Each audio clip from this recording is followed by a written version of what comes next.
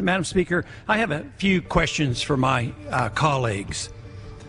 What if our foreign policy of the past century is deeply flawed and has not served our national security interests?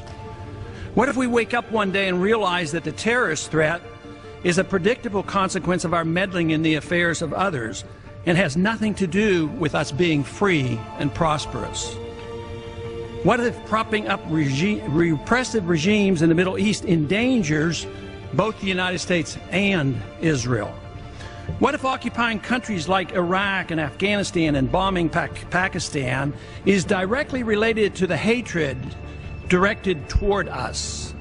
What if someday it dawns on us that losing over 5,000 American military personnel in the Middle East since 9/11 is not a fair trade-off for the loss of nearly 3,000 American citizens, no matter how many Iraqi, Pakistani, and Afghan people are killed or displaced?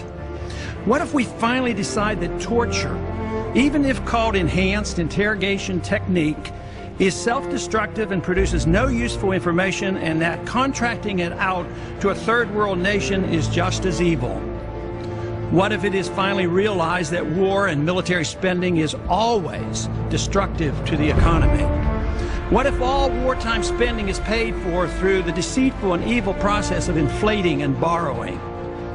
What if we finally see that wartime conditions always undermine personal liberty? What if conservatives who preach small government wake up and realize that our interventionist foreign policy provides the greatest incentive to expand the government? What if conservatives understood once again that their only logical position is to reject military intervention and managing an empire throughout the world? What if the American people woke up and understood that the official reasons for going to war are almost always based on lies and promoted by war propaganda in order to serve special interests? What if we as a nation came to realize that the quest for empire eventually destroys all great nations? What if Obama has no intention of leaving Iraq? What if a military draft is being planned for the wars that will spread if our foreign policy is not changed? What if the American people learn the truth, that our foreign policy has nothing to do with national security, that it never changes from one administration to the next? What if war and preparation for war is a racket serving the special interests? What if President Obama is completely wrong about Afghanistan and turns out worse than Iraq and Vietnam put together? What if Christianity actually teaches peace and not preventive wars of aggression?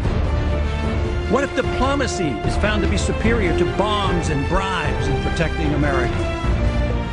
What happens if my concerns are completely unfounded?